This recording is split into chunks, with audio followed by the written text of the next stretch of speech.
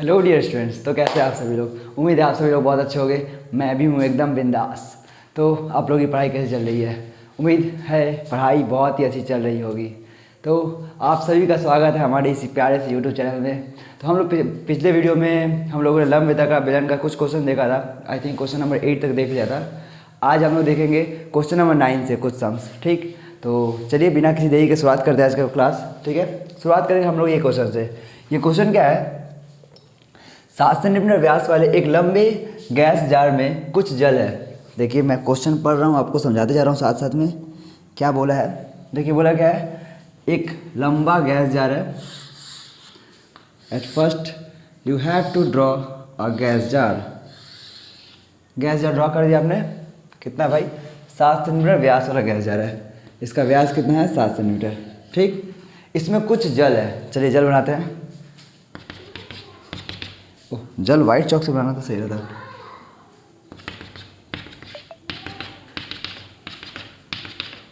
चलिए समझ गए, इतना ही जल इसमें है ना। अब क्या है, क्या हुआ? उस जल में 5.6 सेंटीमीटर व्यास वाले 5 सेंटीमीटर लंबे ठोस लोहे के लंब वृत्ताकार बेलन को डुबाया जाए तो जल का तल कितना ऊपर उठ जाएगा? क्वेश्चन समझिए, क्वेश्चन क्या बोलना चाहता है। ये 7 सेंटीमीटर व्यास वाला एक लंबा गैस जार है जिसमें कुछ मात्रा में जल है। ठीक, अब क्या किया गया, उसके अंदर एक 5.6 सेंटीमीटर व्यास वाला और 5 सेंटीमीटर लंबा, 5.6 सेंटीमीटर व्यास और 5 सेंटीमीटर लंबा एक ठोस बेलन है। ठोस बेलन, उसको क्या किया, इस जल के अंदर डुबाया गया। तो जाहिर है जब ये जाएगा जल के अंदर तो ये जल का तल कुछ उठेगा, है कि नहीं? कोई भी सामान अगर किसी भी आप बाल्टी में भी डाल के देखो, बाल्टी में कंकड़ डाल के देखो ना, कुछ पानी का तल ऊपर उठ जाएगा। और ये पानी, कितना पानी ऊपर उठता है वो अगर जानना है तो आर्किमिडीज का सिद्धांत कहता है हम लोगों का। फिजिक्स में आप लोग ये टॉपिक पढ़े भी होंगे कि किसी भी अगर तरल पदार्थ में किसी ठोस वस्तु को डाला जाए तो वो ठोस वस्तु अपने आयतन के समान जल को ऊपर उठा देता है। जितना उसका आयतन होगा उतना ही आयतन में पानी वो ऊपर उठा देगा। ये बात समझ में अगर आ गया है तो यहाँ पे वही कॉन्सेप्ट हम लोग यूज़ करने वाले हैं। सपोज इसके अंदर मैंने जो ठोस बेलन डाला वो कुछ ये है। ये हम लोग इसके अंदर क्या किए, ठोस बेलन डाल दिए जिसका लंबाई कितना है? 5 सेंटीमीटर। इसका व्यास कितना है? 5.6 सेंटीमीटर। मेजरमेंट में जाइएगा, 5.6 छोटा, 5 सेंटीमीटर लंबा, समझ लीजिए, है ना। तो ये हम लोग डालने से हुआ क्या, जल का तल जो है यहाँ था, पहले जल का तल यहाँ था, डालने के बाद इसमें जल का तल कुछ ऊपर उठ गया। ऊपर उठा हुआ जल को ब्लू कलर दिखा रहा हूँ, ये देखो, ये तो जल ऊपर उठ गया। सपोज जल का तल यहाँ से यहाँ तक उठ गया, ठीक ना। क्वेश्चन आपसे यही है कि ये डालने के बाद जल का तल इसमें कितना ऊंचा उठेगा। समझ में आ गया? अब मैं बता रहा हूँ इसको सॉल्व कैसे करेंगे। देखिए हमको ये बात पता है कि ये जो जल का तल कितना उठा है, उस जो जितना जल उठा है उस जल का जो आयतन होगा वो इस बेलन के आयतन के समान होगा, क्योंकि इसके वजह से ये जल ऊपर उठा है। अगर इस बेलन का आयतन हमको पता चल जाएगा तो इसमें ऊपर उठे जल का आयतन निकल जाएगा, और इस बेलन का भी आयतन निकाल सकते हैं हम लोग और इस जल का भी आयतन निकाल सकते हैं। आप लोग बोलिएगा सर ये बेलन का आयतन तो निकालना बहुत ही आसान है, इसका हमको ऊंचाई पता है, व्यास पता है, व्यास से हम लोग निकाल लेंगे अर्धव्यास, पाई आर स्क्वायर एच करके इस बेलन का आयतन निकाल लेंगे। बट सिर्फ इतना दूर का आयतन कैसे निकाले? अगर मन में ये क्वेश्चन है कि इतना दूर का आयतन कैसे निकाले, तो बाबू आयतन निकालते कैसे उसका कॉन्सेप्ट समझ लीजिए। उसका कॉन्सेप्ट कैसे क्या था हम लोगों का, आधार का क्षेत्रफल को ऊंचाई से गुणा करके हम लोगों का आयतन निकल गया था। बेलन में ही था ना, आधार का क्षेत्रफल निकाल के उसको ऊंचाई से गुणा कर दीजिए। मैंने एक बात बताया था आप लोगों को,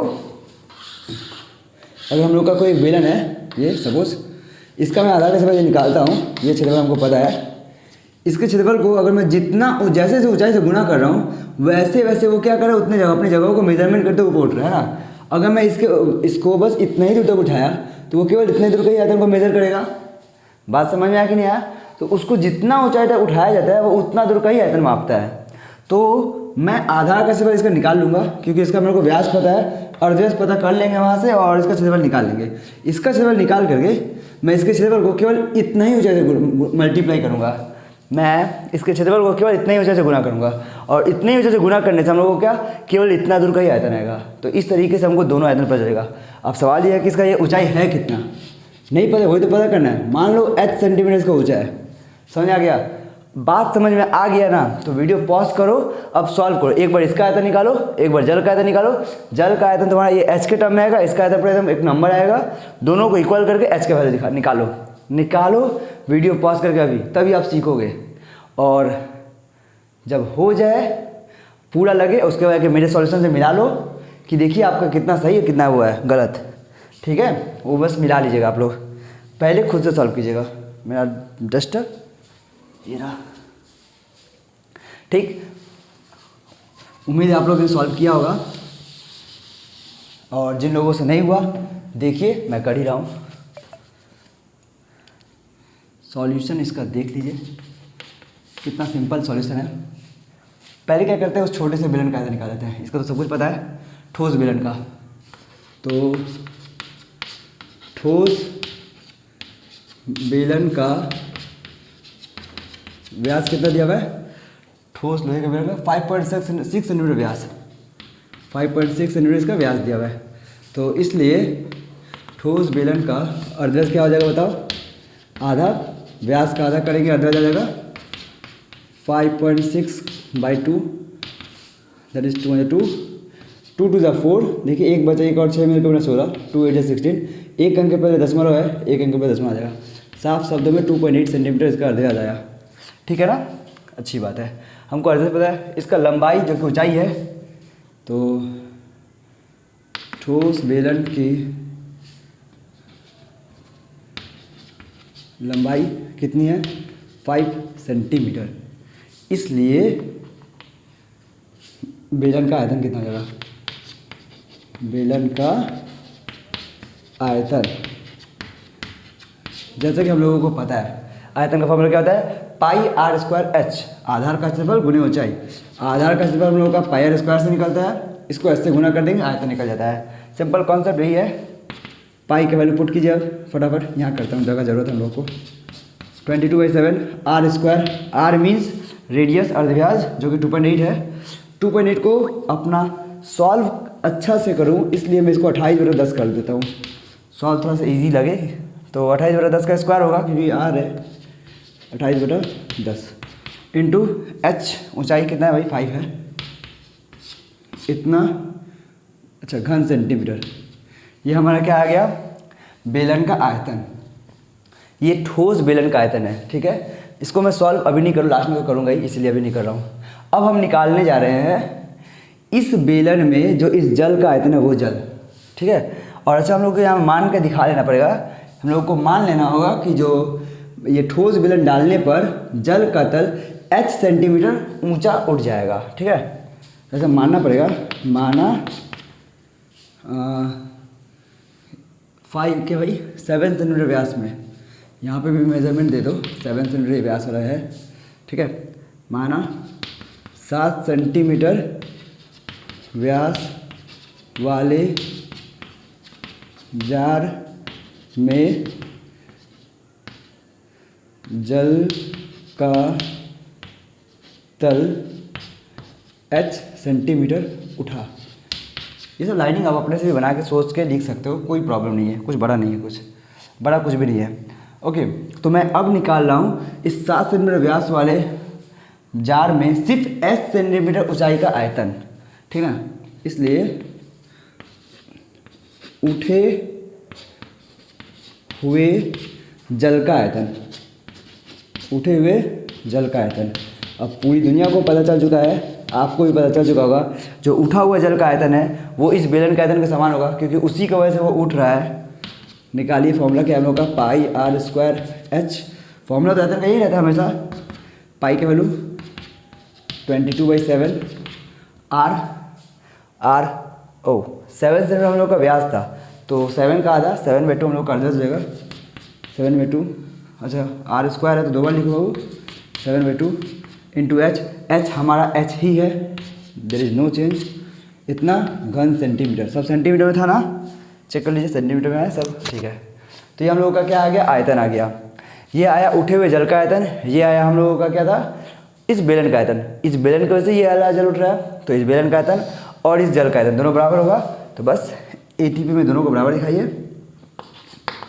अकॉर्डिंग टू प्रॉब्लम है ये 22/7 into 7/2 into 7/2 into h is equals to 22/7 into 28/10 into 28/10 into 5/1 कर दे रहा हूँ, आप लोग को सॉल्व करने में सुविधा होगा। h निकालना है वो सबको इक्वल टू को तरफ भेजना पड़ेगा, हमको चाहिए हाइट h, तो h के लिए इन सारे नंबरों को इक्वल टू को तरफ भेजेंगे ना। देखिए भेजता हूँ मैं, आई थिंक आपको पता होगा कि कैसे भेजेंगे। 22/7 उधर जाके बन जाएगा 7/22। अगर नहीं पता है तो जान लीजिए, ये इंटू में है, उधर जाएगा तो डिवाइड में होगा, और डिवाइड को जब वापस से इंटू में लेंगे तो जब कभी भी किसी फ्रैक्शन का डिवाइड इंटू में बदलता है तो फ्रैक्शन का रेसिप्रोकल हो जाता है, बिन हम लोग का बदल जाता है, न्यूमरेटर बन जाता है डेनोमिनेटर और डिनोमिनेटर बन जाता है न्यूमरेटर, उल्टा हो जाता है, साफ साफ समझ लीजिए ना। तो ये 22/7 इधर वाला पहले सारा उतार दूँ, इंटू 28/10 इंटू 28/10 इंटू 5/1 इंटू, अब ये 22/7 उधर जाकर बना 7/22। आप याद रखिएगा, बस ये पलट जाएगा उधर जाकर के, ये 7/2 उधर जाकर बन जाएगा 2/7, ऐसा दो है, ठीक, क्लियर है। अब बस इसको सॉल्व कीजिए, आंसर लाइए और अपने आंसर से मिलाइए। 7 कट गया, ठीक, और इससे इसको काटते, कोई नहीं काटो, 22 से 22 कट गया, 7 7 4 28, ये 7 7 7 7 4 28 है ना। अब 5 1 5 5 2 10, 2 से ये 2 कैंसिल आउट हो गया, कुछ और बच रह गया बच्चा। हाँ, अब तो ये कट रहा है 4 से 2, लेकिन उसका 5 बचेगा और 5 से फिर कुछ नहीं कटेगा, तो अब मैं काटूंगा ही नहीं, बस कर लो मल्टीप्लाई। नीचे 10 रहेगा ना तो डेसिमल में कन्वर्ट करना इजी रहता है, इसलिए मैंने 10 पे छोड़ दिया। कर लो मल्टीप्लाई, 4 बचा ऊपर, यहाँ 4 बचा, यहाँ 2 बचा, कितना हुआ 4 4 जा 16 और 16 2 जा 32, 32/10 सेंटीमीटर। इसको सभी को जानता है, एक जीरो है, एक डिजिट के पहले डेसिमल, तो 1 डिजिट के पहले डेसिमल बढ़ा देने से 3.2 सेंटीमीटर हो जाएगा। यह हमारा फाइनली आंसर आ गया।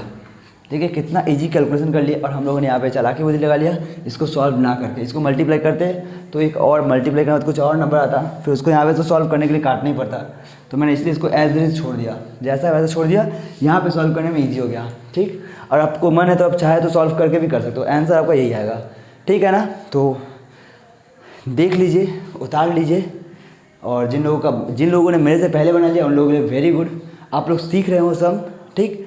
तो चलिए इसको फटाफट नोट कीजिए, इसके बाद देखेंगे नेक्स्ट सम। हाँ तो बच्चे लोग अब आ गए हम लोग एक नए सम के साथ।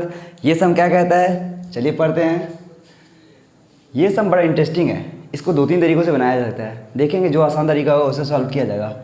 क्या है क्वेश्चन, एक लंबवृत्ताकार बेलन का आंतरिक वक्रतल का क्षेत्रफल 264 वर्ग मीटर है एवं आयतन 924 घन मीटर हो, तो उसकी आंतरिक व्यास एवं ऊंचाई ज्ञात करो। देखो 2 चीज़ पूछ लिया हम लोगों से, और इन जनरल अगर 2 चीज़ जब कभी पूछता है तो हम लोग 2 इक्वेशन बना के सॉल्व करने वाला मेंटलिटी रखते हैं, तो बिना इक्वेशन बनाए हम लोग सॉल्व किया जा सकता है।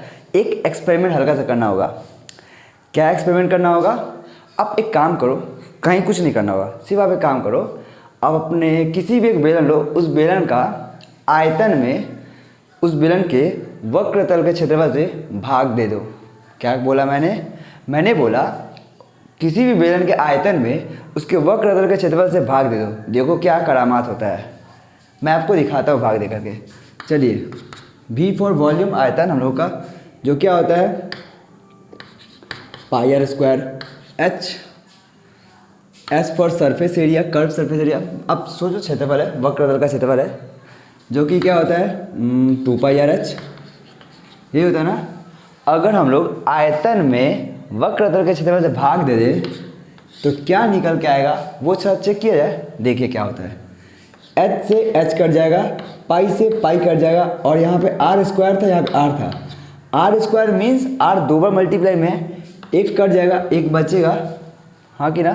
तो ध्यान से देखा जाए, जब कभी भी किसी भी बेलन के आयतन में उसके वक्रतल के क्षेत्रफल से भाग दिया जाए तो अर्धव्यास का आधा आ जाता है, R/2 आ जाता है। Very important relation. अगर आप ये समझ गए तो आपका ये वाला सम बहुत ही आसान तरीके से बन जाएगा। कुछ नहीं करना होगा, आप खुद से करके देख सकते हैं किसी भी का। बेलन का आयतन में उसके वक्रतल के क्षेत्र से भाग दीजिए, देखिए क्या आएगा, क्या होगा वो देखिए। समझ गए ना, अर्धव्यास का आधा आ जाएगा। तो इसी प्रॉपर्टी को यूज़ करके हम यहाँ पे सॉल्व करेंगे। देखिए क्या करना है, कुछ करना नहीं है। जो इन्फॉर्मेशन दिया वो पहले लिख दीजिए। बेलन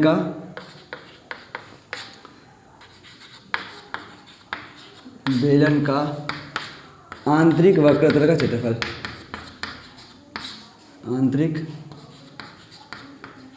वक्रतल का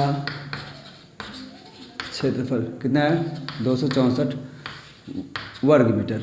ठीक, अच्छा, एवं बेलन का आयतन क्या है भाई, 924 घन मीटर। आयतन हमेशा घन इकाई में होता है, ये तो पता ही हम लोग को, ठीक है ना। तो हम लोग क्या समझे हैं अभी कि अगर बेलन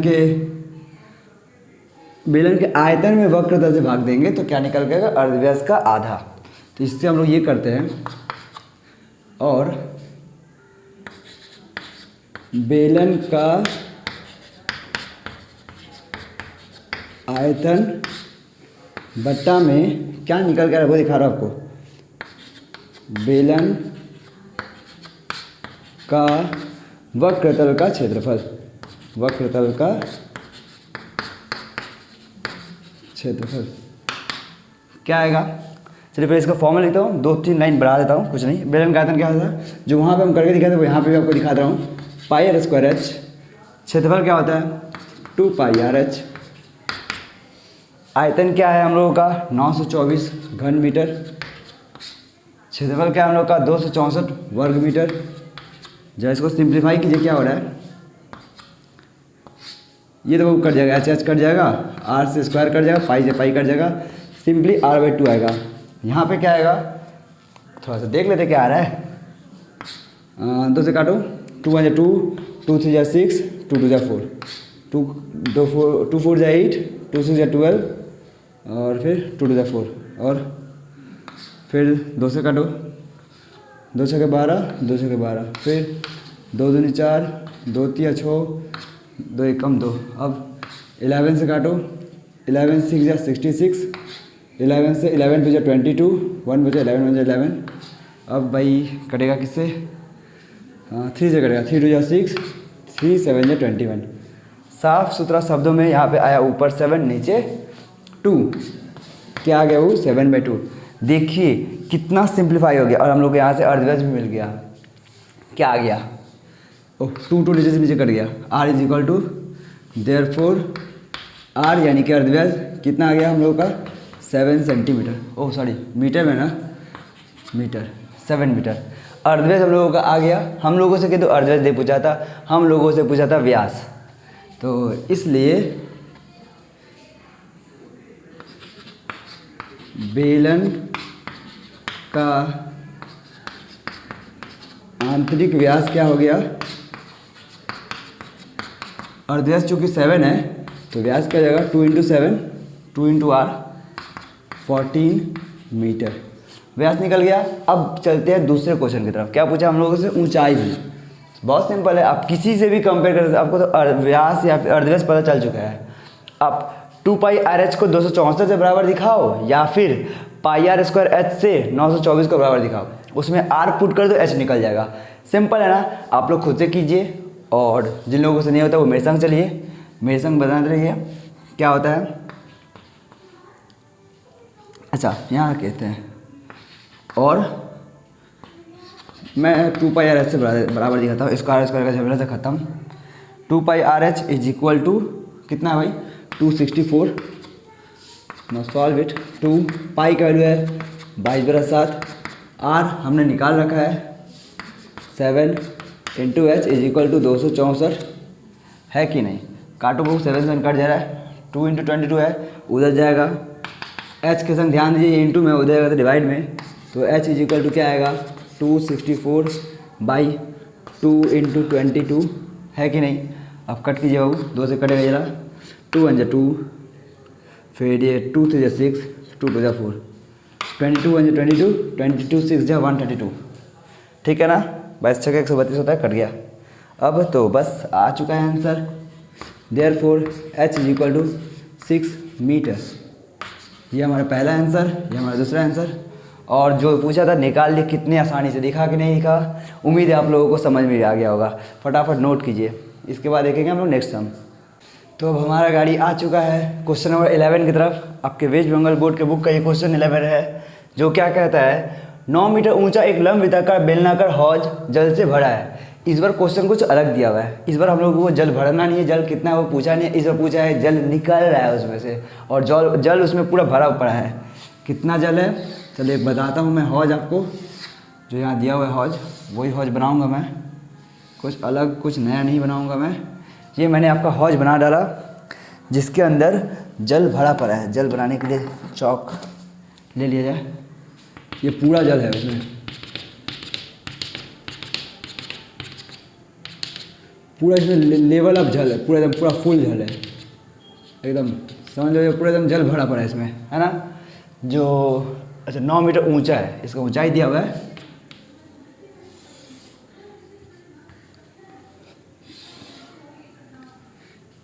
इस हौज की ऊंचाई कितनी है 9 मीटर,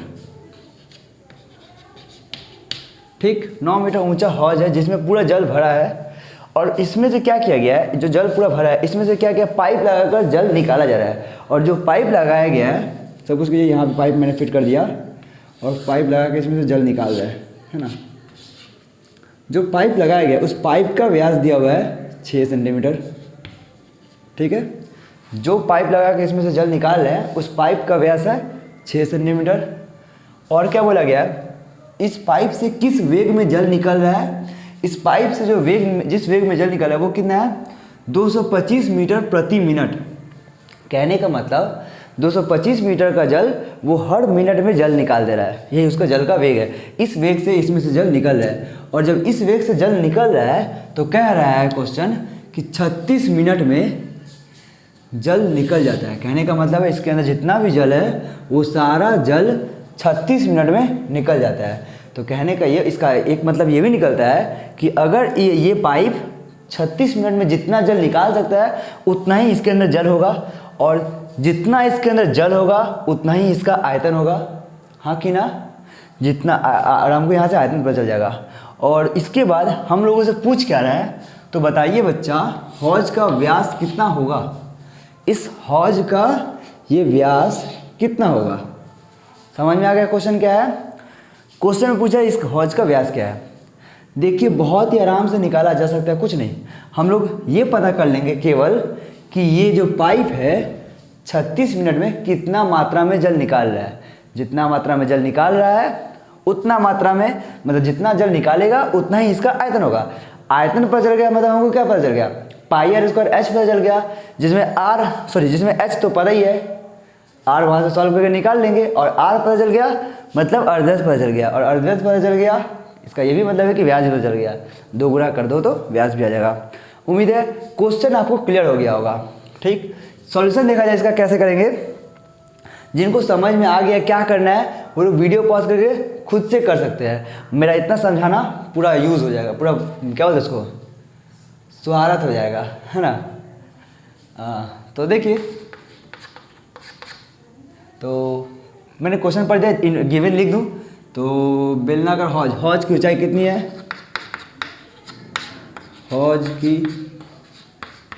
ऊंचाई कितना है बाबू 9 मीटर।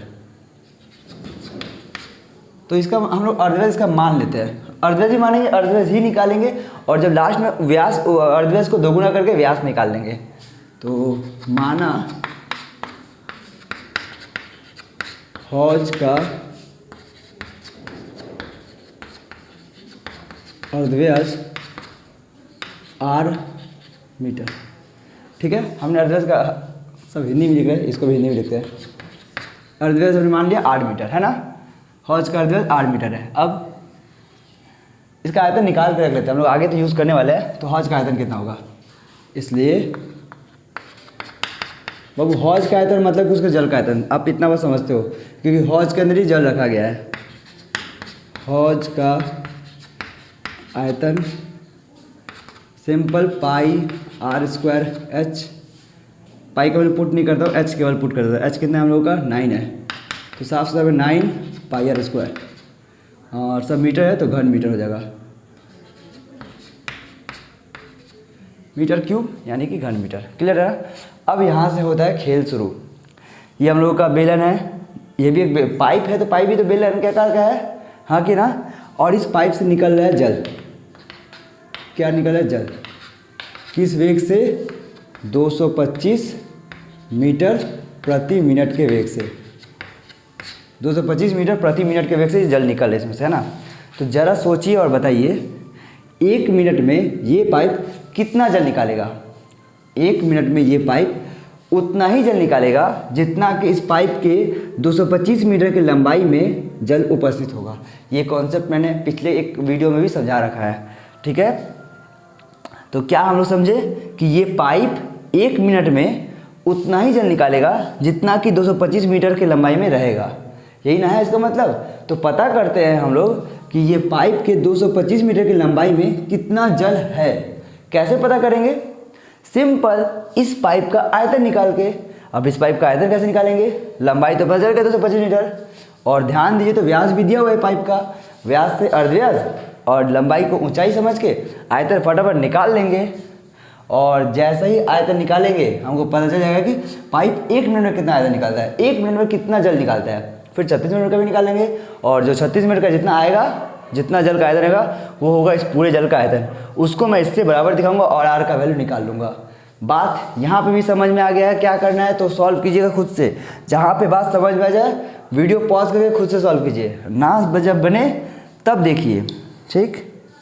बात समझ में आ जाएगा तो सॉल्व कीजिएगा, और सॉल्व करने के बाद मिला लीजिएगा मेरा सोल्यूशन और आपका सोल्यूशन। अगर मिल जाए तो अपने आप को कॉन्ग्रेचुलेसन बोल लीजिएगा मेरी तरफ से, ठीक। तो चलिए निकालते हैं। ठीक है, 6 सेंटीमीटर, ये तो सेंटीमीटर में दिया व्यास, हम लोगों को बदल देना पड़ेगा उसको, ठीक है। पाइप का व्यास कितना है? 6 सेंटीमीटर, इसलिए पाइप का अर्धव्यास कितना हो जाएगा? वो 6 का आधा कर लीजिए, 3 सेंटीमीटर। सेंटीमीटर को मीटर में बदलने के लिए डिवाइडेड बाई 100, 3/100 मीटर। क्यों बदल रहे हैं मीटर में? वो हमको सब कुछ मीटर में पता है, आयतन भी मीटर में पता है। जो इसका क्या बोलते हैं, पर इस हौज का जो आयतन निकाले हैं, यानी कि इस पूरे हौज का आयतन, यानी कि जो जल का आयतन है वो मीटर में निकाले हैं। तो इसको भी, और ये हम लोग को जो स्पीड भी पता है वो भी, जो मतलब वेग, वो भी मीटर में है। इसी वजह से हम लोग क्या करेंगे, इसको आयतन निकालेंगे, अर्धव्यास वो भी मीटर में ही निकालेंगे, ठीक है ना। जो 3/100 ही रहने देना, क्या ही समस्या है, ठीक। 3/100 मीटर हम लोग का अर्धव्यास आ गया। तो बस इसलिए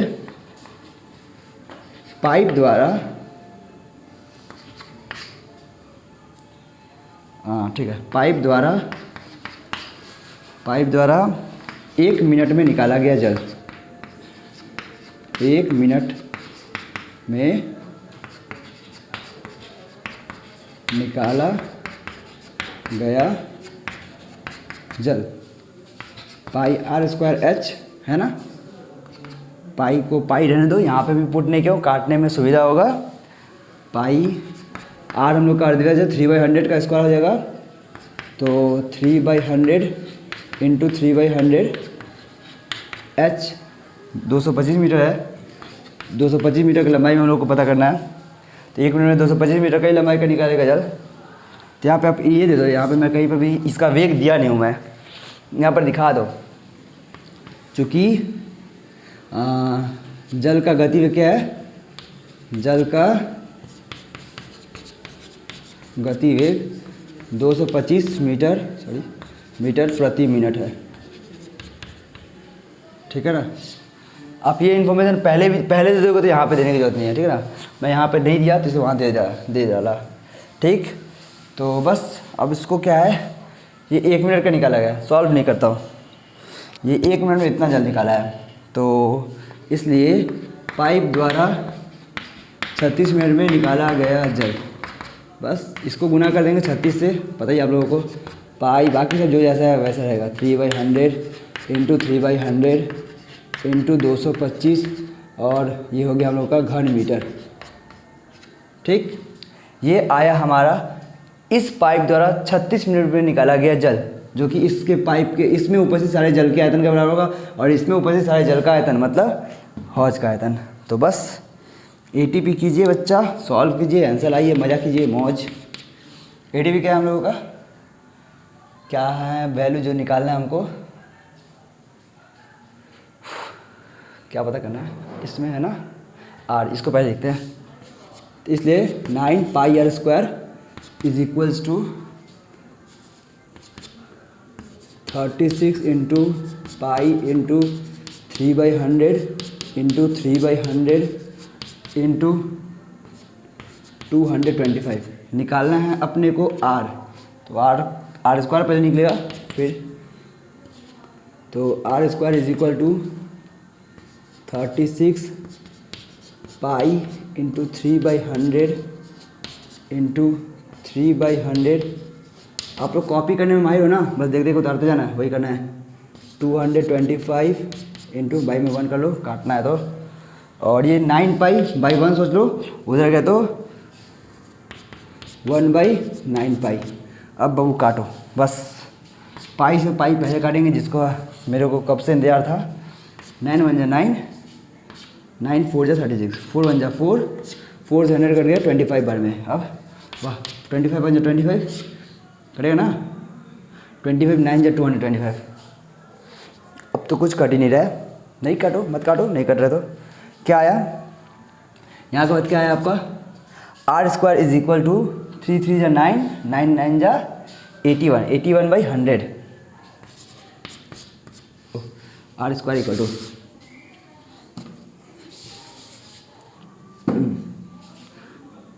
are square is equal to क्या है बाबू, 81/100। ठीक, अगला लाइन बढ़ो, मेरे पास जगह कमी हो जाएगा, कोई नहीं, नीचे है जगह, एक लाइन हो जाएगा। आर स्क्वायर, स्क्वायर को इक्वल टू को उस तरफ भेजेंगे, स्क्वायर रूट चल जाएगा, तो आर इज इक्वल टू क्या हो जाएगा, √81/100। ये निकल के आएगा कितना, 9/10। ठीक, अर्धवेज हमारा क्या आया निकल के 9/10। ठीक, बस ख़त्म, कहानी हो गया। यानी कि अर्धव्यास हम लोगों का 9/10, हम लोग से अर्धव्यास नहीं, हम लोगों से व्यास पूछा था। तो बस अर्धव्यास इतना है, इसलिए आर उतना है, तो व्यास कितना होगा, इसलिए हौज का व्यास, इसलिए हौज का व्यास कितना हो जाएगा, 2 इंटू आर। इसको 25 का जो 1 है ये ला ऊपर कर देता हूँ, 2 इंटू आर। 2 कितना है हम लोगों का, बहुत 2 ही है। आर कितना है, 9/10, 9 2 जा 18/10, साफ सुथरा शब्दों में 1.8, 1 डिजिट के पहले डेसिमल पुट कर दिया हमने, 1.8 मीटर हमारा आ गया आंसर। समझ में आ गया, कुछ किया नहीं हमने, बस हम लोग ये पता कर लिए जो शुरू से समझाते आ रहा हूँ, इस पाइप के द्वारा 36 मिनट में निकाला गया जल कितना है, और 36 मिनट में जितना जल निकालेगा उस जल का आयतन इस हौज के आयतन के बराबर होगा। बराबर दिखा है, आर निकाले, दोगुना के व्यास पता चल गया। बात समझ आ गई ना, तो फटाफट इसको कीजिए सॉल्व। अब देखते हैं क्वेश्चन नंबर 12 क्या है। क्वेश्चन नंबर 12 क्या है, समान घनत्व के एक लंब वृत्ताकार काट की एक सिल्ली के वक्रतल का क्षेत्रफल 440 वर्ग डेसीमीटर है। एक घन डेसीमीटर काट का वजन 1.5 किलोग्राम है एवं सिल्ली का वजन 9.24 कुंतल हो, तो सिल्ली का व्यास क्या होगा। बहुत बड़ा बहुत स्पीड में क्वेश्चन पड़ गया, समझाया नहीं, कोई नहीं, अभी समझा देता हूँ। देखो क्या है क्वेश्चन, मैं बता दे रहा हूँ आपको, मैं तो पढ़ लिया, कई बार ना जाने सॉल्व कर चुका हूँ इसको, इसलिए स्पीड में हो गया। आपके लिए मैं समझा रहा हूँ क्वेश्चन। क्वेश्चन में ये बोल रहा है, एक काठ का सिल्ली है, देखिए ये हमारा काठ का एक सिल्ली है। अब काठ का सिल्ली देखे होगे, है कि नहीं, पेड़ का डाल देख लो ना, जो पेड़ का ट्रंक, ट्री ट्रंक, वही है, समझो काट के रखा गया है ना, पूरा एक बेलन के आकार का है वो, लेकिन समान घनत्व का ऐसा बोला है, समान घनत्व का बोला है, और बोला है उसके जो वक्रतल का क्षेत्रफल है, यानी कि इसके वक्रतल का क्षेत्रफल है ना, वक्रतल का क्षेत्रफल दिया हुआ है 440 वर्ग डेसीमीटर। अच्छी बात है। और बोला 1 घन डेसीमीटर काठ का वजन, ये है आपके ना काम का लाइन। 1 घन डेसीमीटर काठ का वजन कितना है 1.5 किलोग्राम। और पूरे काठ का वजन दिया हुआ है, पूरे सिल्ली का वजन कितना है 9.24 कुंतल। अच्छा ये कुंतल आप लोग समझते हो क्या? गांव बिहार में ऐसा बोला जाता है 1 कुंतल 2 कुंतल 3 कुंतल ऐसे ही। कुंतल मीन्स होता है 1 कुंतल के अंदर 100 केजी होता है, ठीक है ना। अगर यानी कि 9.24 कुंतल यानी कि 924 केजी है ये, समझ आया। मैं फिर से आपको कैलकुलेशन करके दिखाऊंगा आपके जानने के लिए। आप इतना जान लो, यहाँ पे कहाँ लिख दूँ, यहाँ लिख दे रहा हूँ 1 कुंतल बराबर होता है 100 केजी। ये आपके जानने के लिए, इसको याद रखिएगा, ठीक। 1 कुंतल बराबर 100 केजी होता है।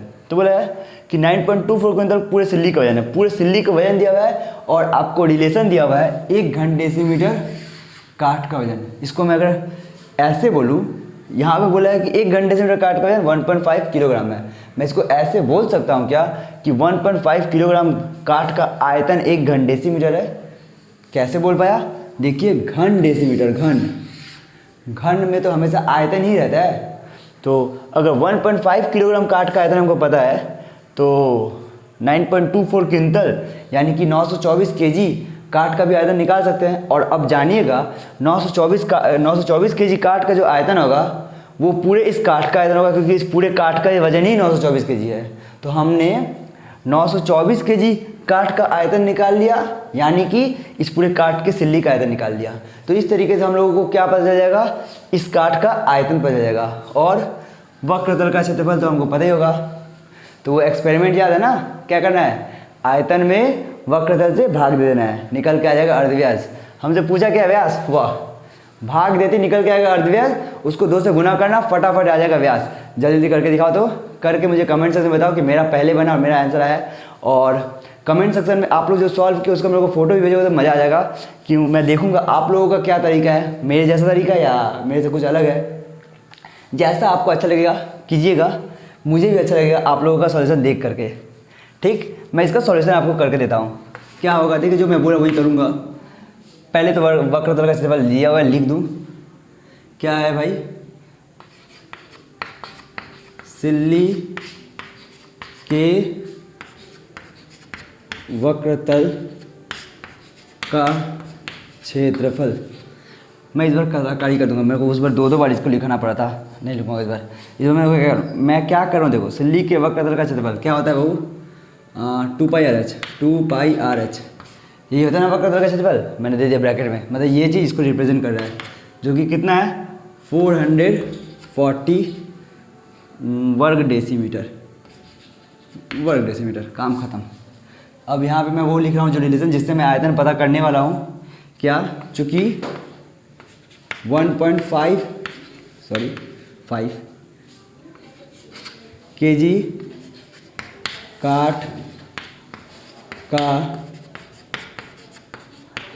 आयतन कितना है हमारा 1.5 केजी काठ का आयतन कितना है 1 घन डेसीमीटर, 1 घन डेसीमीटर।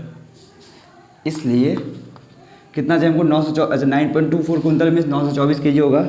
आपको पता होना चाहिए, नहीं तो रफ में दिखा दिया था।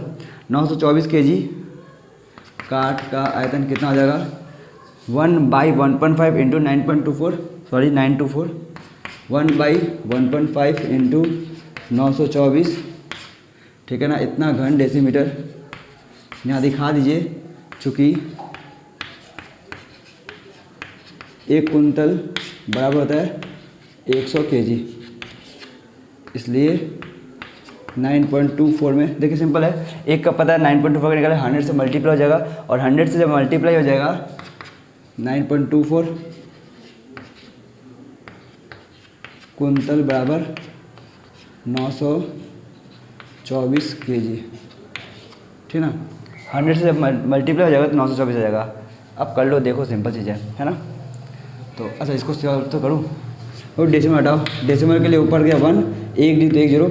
ये बड़ा कॉम्प्लिकेटेड सा चीज़ है, आप इसको कॉम्प्लिकेटेड नहीं है एक्चुअली, ऊपर से डेसिमल हटता है नीचे नंबर आता है, नीचे से हटेगा तो ऊपर जाएगा, सिंपल चीज़ है।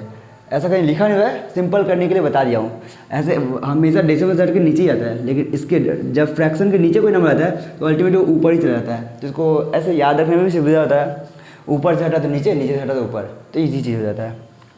अब क्या सॉल्व करो, 5 से काटो, 5 से जा 10, 5 से जा 15, 3 से काटो, 3 1 3, 3 3 जा 9, 0 देखो क्योंकि एक छोटा है, एक बार में एक ही कटाते हैं तो 0 दे दिए, तो दूसरा अंक ले सकते हैं, तो बना 24, 3 8 जा 24, तो 308 इंटू 2 करना पड़ेगा हमको मल्टीप्लाई, जो कि करने पर कितना आएगा, 302 जा 616 आ रहा है आपका, मल्टीप्लाई कर लो आपका घन डेसीमीटर।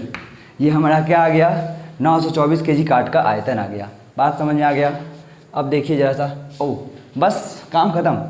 924 kg काट का आयतन यानी कि पाई आर स्क्वायर एच आ गया हमारा, है कि नहीं।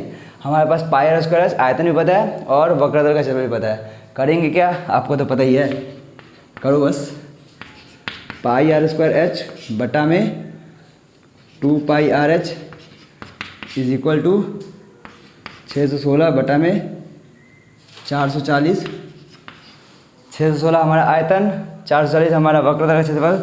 सॉल्व कीजिए, एच एच कट गया, पाई से पाई कट गया, आर से स्क्वायर कट गया, आया क्या आर बाई, अच्छा इधर भी काट दो क्या, काटो, 11 4 जा 44, 0, 11 5 जा 55, देखिए 61 से 55 ख़त्म हुआ, बचा कितना 6 और 6 मिलकर बन गया 66, 11 6 जा 66, 4 10 जा 40, 4 से कट जाएगा ना ये, हाँ बिल्कुल कट जाएगा, 4 1 जा 4, 4 4 जा 16, ठीक है। बस अब कट रहा है, नहीं काटूंगा। तो क्या है भाई, r/2, r/2 is equal to क्या है, 14/10, ठीक है ना। तो हमको चाहिए अर्धव्यास, वो हमको व्यास चाहिए, एक्चुअली क्या चाहिए, व्यास, सिल्ली का व्यास। अर्धव्यास निकल जा रहा है यहाँ से, अच्छा नहीं काटो इसको, नहीं काटो, ठीक है। देखो आगे यहाँ देखता हूँ क्या हो गया, सिंपल सॉल्व कीजिए, इधर 2 डिवाइड में उधर गया तो क्या हो गया, इनटू में r is equal to 1.4 into 2, समझ में आया। इसीलिए नहीं काटे थे, एक जीरो था, एक डिग्री पर डेसिमल बैठा देंगे, 1.4, इधर r 2 डिवाइड में है, r/2 2 इधर डिवाइड में उधर गया इंटू में 1.4 इंटू 2, क्या आ गया, r is equal to 1.4 into 2 2.8, 2 4 जा 8, 2 1 जा 2, 14 2 जा 28, ऐसे भी होता है, देख लो, एक डिग्री पर डेसिमल। अर्धव्यास आ गया। अब क्या, अर्धव्यास पता है, व्यास निकाला, निकालो, देयरफॉर सिल्ली का व्यास पूरा अच्छे से लिखते हैं, सिल्ली का व्यास कितना आ गया, 2 इंटू 2.8, दैट इज, अब मल्टीप्लाई कर लो, इतना तो आता ही होगा, 5.6 डेसीमीटर हमारा आंसर, ठीक है ना। सब डेसीमीटर में था ना, हाँ इसलिए डेसीमीटर में आया आंसर। क्लियर हुआ। तो सिल्ली का व्यास हम लोगों से पूछा था, हम लोगों ने निकाल लिया। उम्मीद है समझ में आ गया होगा, बिल्कुल समझ में आना चाहिए, इतना अच्छे से आसान लैंग्वेज में और पूरे इत्मीनान से बता रहा हूँ तो समझ में तो आना ही चाहिए, ठीक। तो फटाफट नोट कीजिए, देखेंगे इसके बाद नेक्स्ट हम।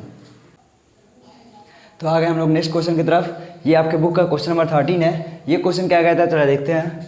2 मुंह खुले एक लंब वृत्ताकार लोहे के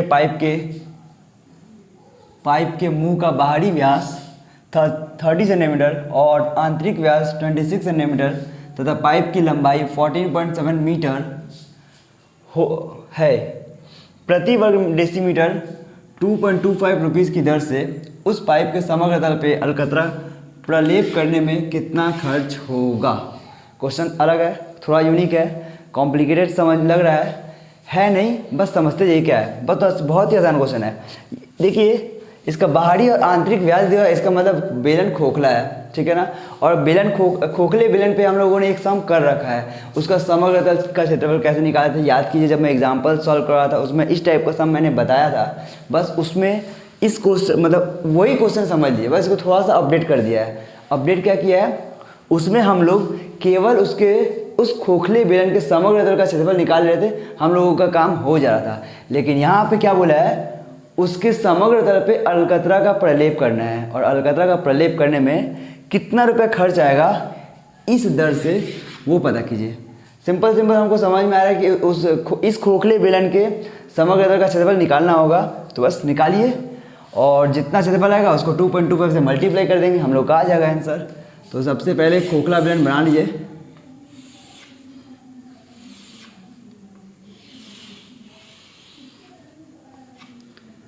खोखला बेलन ड्रॉ करना है, अंदर वाला वाइट ड्रॉ करते हैं, थोड़ा अच्छा लगेगा।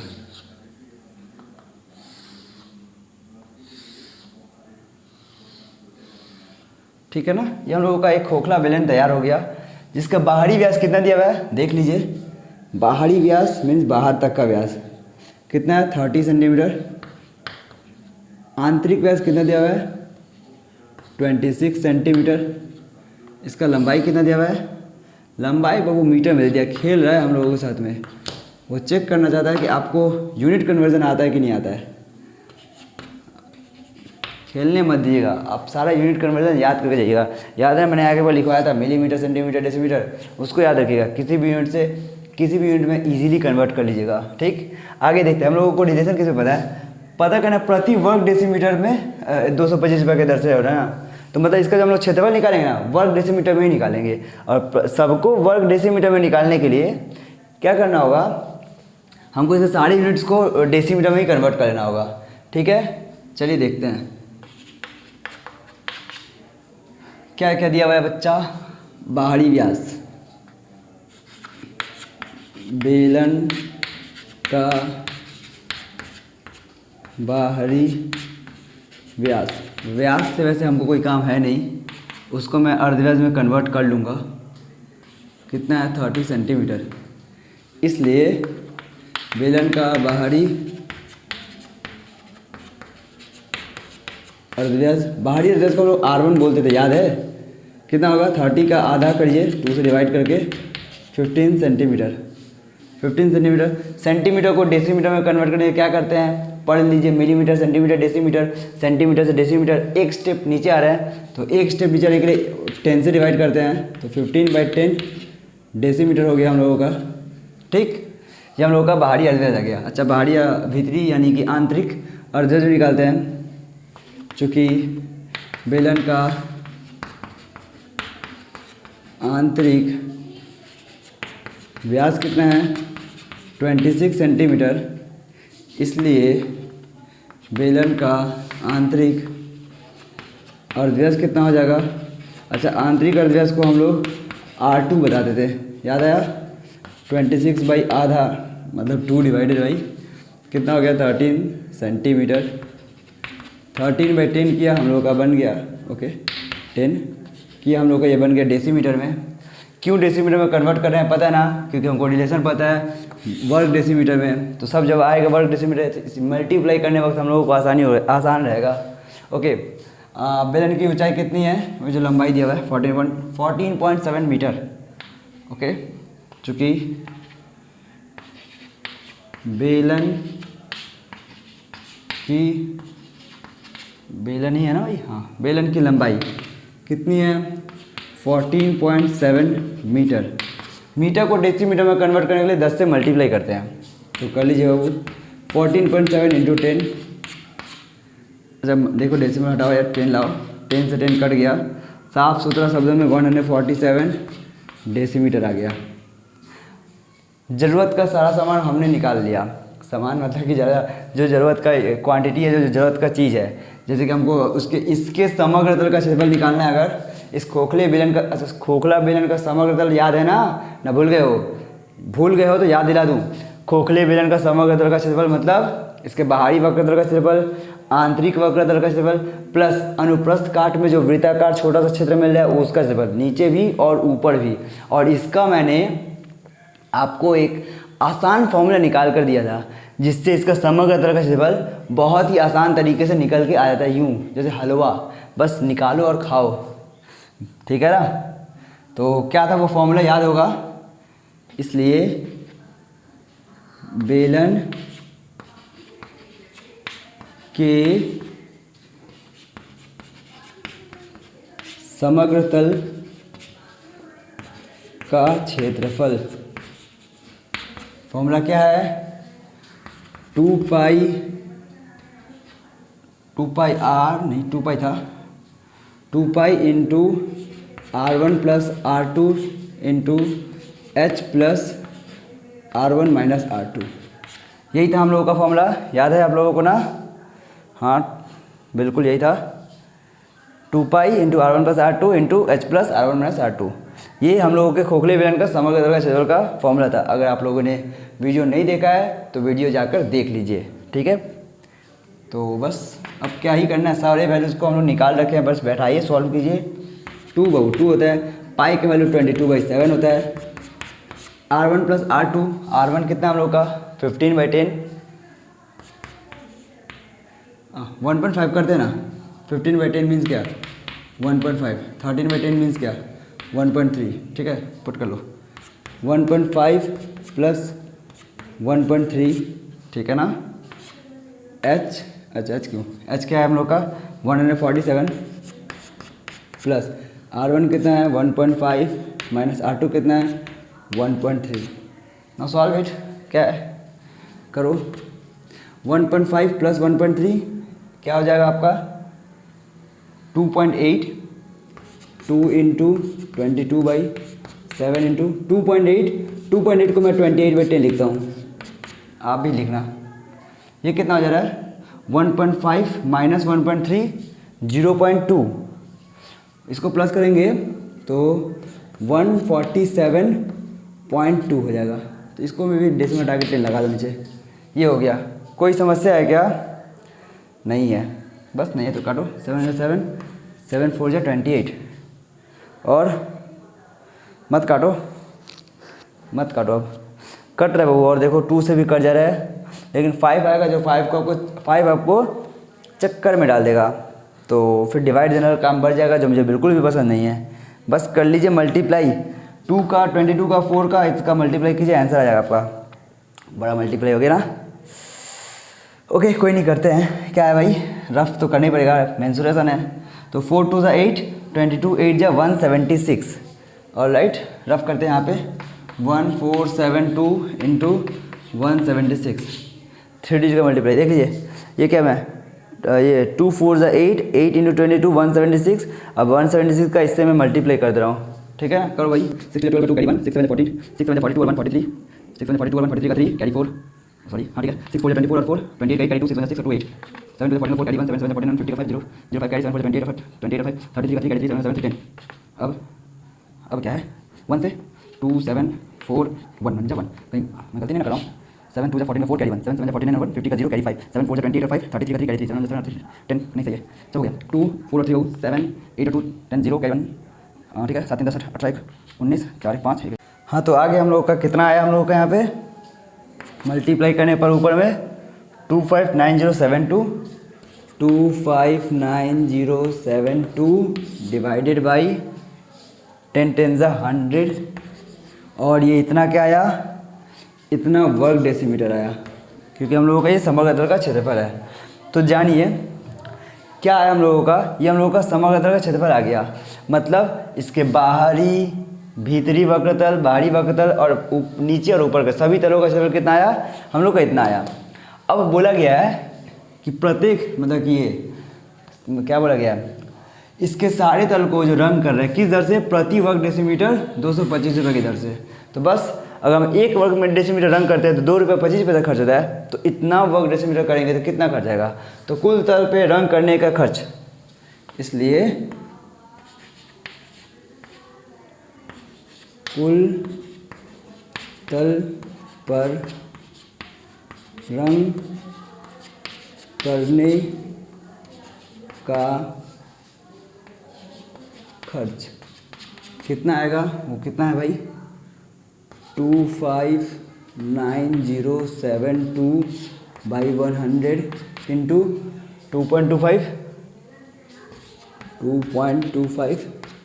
अब कर लीजिए मल्टीप्लाई, फिर से वापस से करना पड़ेगा भाई, करो 100 आ गया, कटेगा 25 4 = 100, 25 9 = 225 है ना, 4 से 4 1 = 4, हाँ 4 से भी कट जाएगा पूरा, काटो 4 1 = 4, 4 से इसको काटो पूरा कटेगा 4 6 या 24, 1 बचा, 1 और 9 मिलकर बन गया 19, 4 4 जा 16, 3 बचा, 4 7 या 28, 2 बचा, 2 और 7 मिलकर बन गया 27, 4 6 या 24, 3 बचा, 4 8 या 32।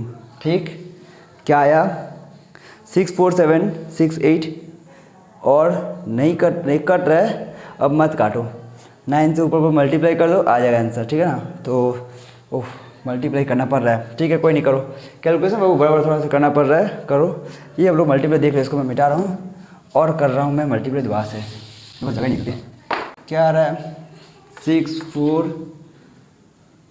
7 6 8 इंटू 9 कितना आ रहा है 9 इंटू 72 का 2 कैरी 7, 9 6 54, 54 और 7 कितना आ जाएगा 54 और 6 61, 1 कैरी 6, 9 7 63, 63 और 6 69 का 9 कैरी 6, 9 4 36, 36 और 6 42 का 2 4 कैरी, 9 6 54 और 4 58, कितना आया 582912, कितना आया ये वाला रुपीज़ 282912 डिवाइडेड बाई 100, 2 जीरो है, 2 डिजिट के डेसिमल पुट कर दो, योर फाइनल आंसर इज 5829.12, यही आपका आंसर है। छोटू सा मैं आंसर लिख रहा हूँ, कहानी ख़त्म। थोड़ा सा कैलकुलेशन बड़ा हुआ है बेशक, नो डाउट, मेंसुरेशन है तो इतना तो करना ही पड़ेगा, और मैं कोशिश करता हूँ कि जितना हो सके सिंपल करूँ, लेकिन इसमें हो गया बड़ा, क्या ही कर सकते हैं। आप लोग कर लीजिएगा, मेरे को पता है, संभाल लीजिएगा आप लोग, तो ठीक है ना। तो ये बस हम लोगों का आ गया, ये हम लोगों ने कर लिया। जहाँ पे आपको मल्टीप्लिकेशन में अगर प्रॉब्लम हो रहा है, आप खुद से भी देख सकते हैं, खुद से मल्टीप्लाई करके। ठीक, तो बस आज के लिए इतना ही, फिर मुलाकात होगा नेक्स्ट वीडियो में। नेक्स्ट वीडियो में कोशिश करूँगा बैलेंस चैप्टर को जितने एक्सरसाइज का काम है वो सब कंप्लीट कर दूँ। 18 या 19 तक है मेरे को, जहाँ तक याद आ रहा है। ठीक है, तो बस bye bye, tata, see you.